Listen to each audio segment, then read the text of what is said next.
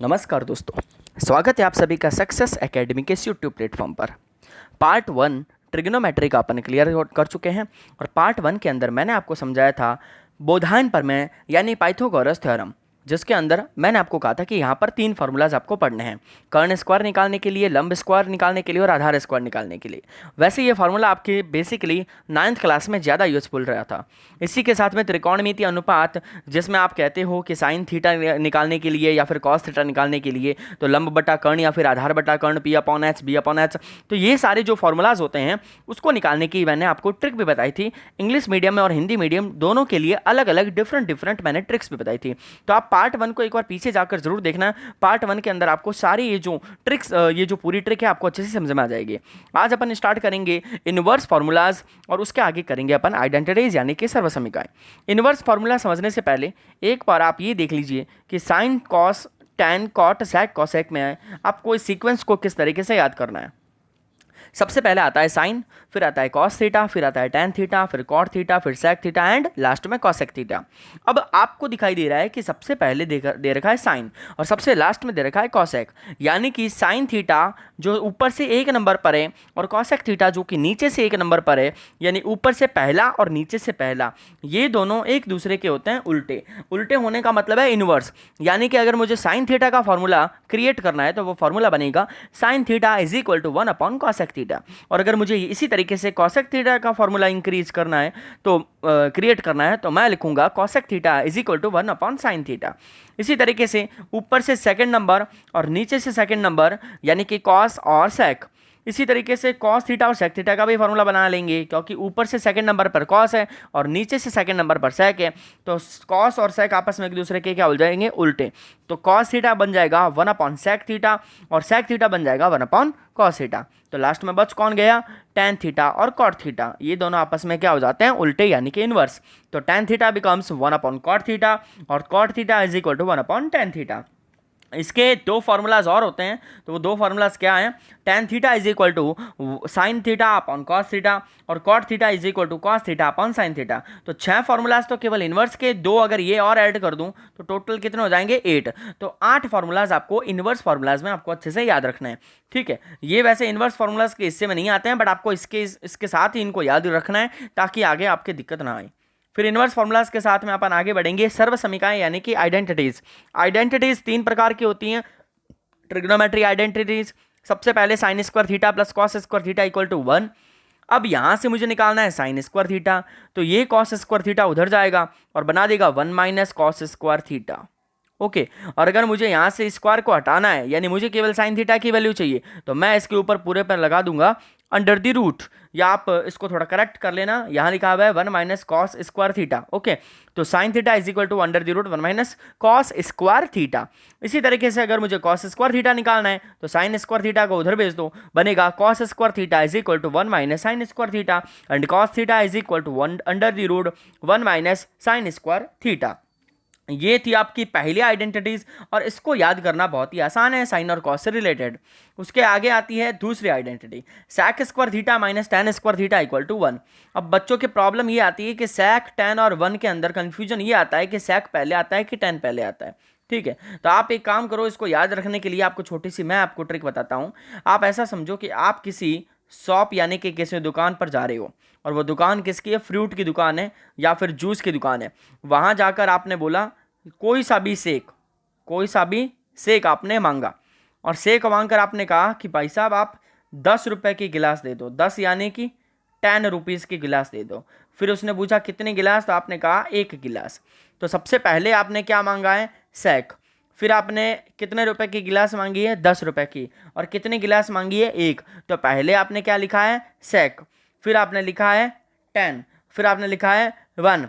ये वैसे तो इसका प्रोनाउंसिएशन क्या है, sec स्क्वायर थीटा, और वो क्या होता है, सेक होता है। ठीक है, तो प्रोनाउंसिएशन पे ध्यान नहीं देना है आपको, तो बस ये एक छोटी सी विजुअलाइजेशन करके ट्रिक को याद रखना है कि पहले आपने sec बोला है तो sec स्क्वायर थीटा पहले आएगा, फिर आपने tan बोला है। ठीक है, ये TEN और उस TAN दोनों में डिफरेंट है, ये दोनों डिफरेंट है, ठीक है। तो आपको मैं बस आपको याद दिलाने के लिए एक छोटी सी ट्रिक बनाकर आपको समझा रहा हूँ।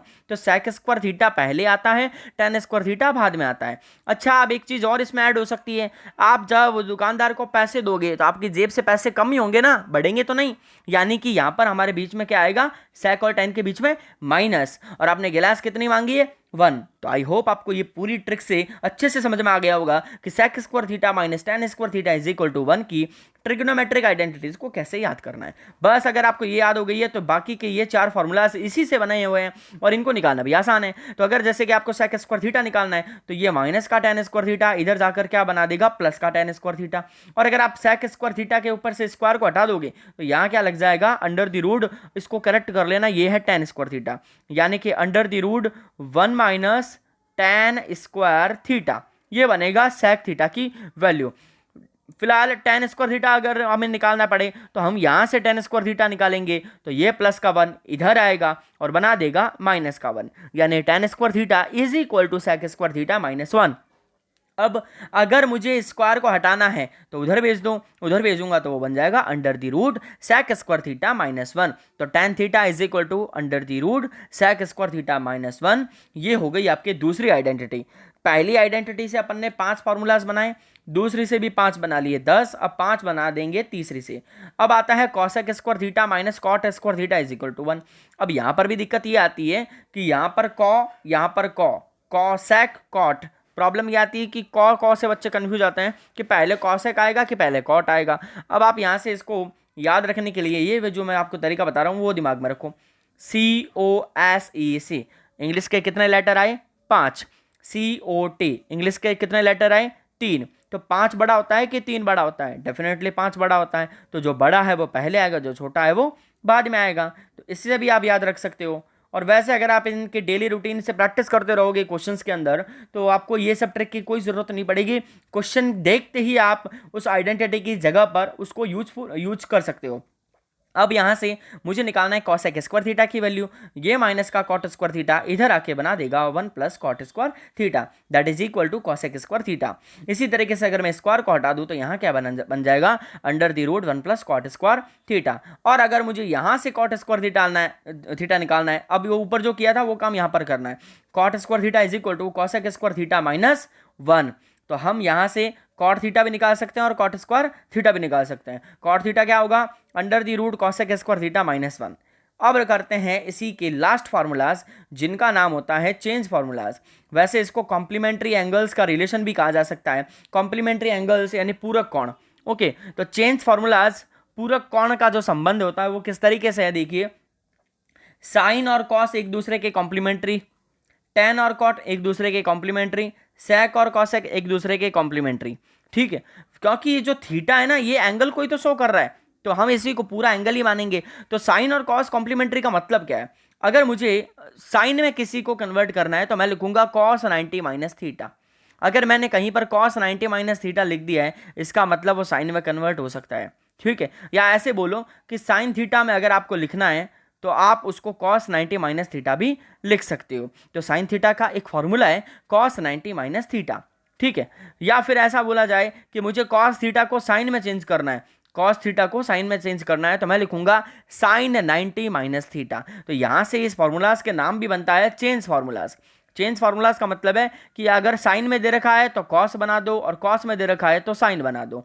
तो यानी कि इनको अपन इंटरचेंज कर सकते हैं। आगे बढ़ते हैं, टैन केवल चेंज होगा कॉट में, तो टैन थीटा लिखा हुआ है तो कॉट बना दो और कॉट थीटा लिखा हुआ है तो टैन बना दो। ये केवल एक दूसरे में यहीं पर ही इंटरचेंज होंगे। ऐसा नहीं है कि आप टैन को सेक बना दो, अगर टैन को सेक बनाना चाहते हो तो आपको आइडेंटिटी यूज करनी पड़ेगी। फिर आता है सेक थीटा और कॉसेक थीटा लास्ट में। सेक थीटा लिखा हुआ है तो कॉसेक 90 माइनस थीटा करके, जैसे थीटा की वैल्यू मान लो 45 डिग्री है तो 90 माइनस 45 हो जाएगा और वो बना देगा sec theta is equal to cosec 90 minus theta, और cosec theta is equal to sec 90 minus theta. ये हो जाएगा इसका लास्ट फार्मूला। तो ये अपन ने टोटल फार्मूलाज कितने कर लिए हैं। सबसे पहले अपन ने किए थी 3, सबसे पहले अपन ने की थी क्या, 3 पाइथागोरस थ्योरम। फिर मैंने आपको करवाए थे 6 फार्मूलाज ट्रिग्नोमेट्रिक रेशियो से रिलेटेड। उसके बाद में 15 की है अपन ने ट्रिग्नोमेट्रिक आइडेंटिटीज, ठीक है। फिर उसके बाद में उससे पहले इनवर्स फार्मूलाज जो कि थे 6 + 2, ठीक है। और लास्ट में किए अपन ने 6 फार्मूलाज, तो ये सारे ऐड करके देख लेना कितना आएगा 38। 6 और 3 9, 6 और 6 12, 12 और 2 14, 14 और 15 29, और 29 और 9 38। यानी कि हमने एक टोटल कितने फार्मूलाज कवर कर लिए 38 फार्मूलाज। ये सारे के सारे फार्मूलाज आपकी क्लास 10th के लिए मोस्ट इंपॉर्टेंट हैं। अगर आपको ये फार्मूलाज नहीं आते हैं तो एक्सरसाइज 7.1 7.2 यहाँ तक कि एक्सरसाइज 8 जो हाइट एंड डिस्टेंस है वो किसी काम की नहीं होगी। तो सबसे पहले आप इन फार्मूलाज को अच्छे से याद कर लीजिए। नेक्स्ट वीडियो में मैं आपके लिए लेकर आऊँगा एक्सरसाइज 7.1 और फिर करेंगे अपन 7.2। Thank you so much.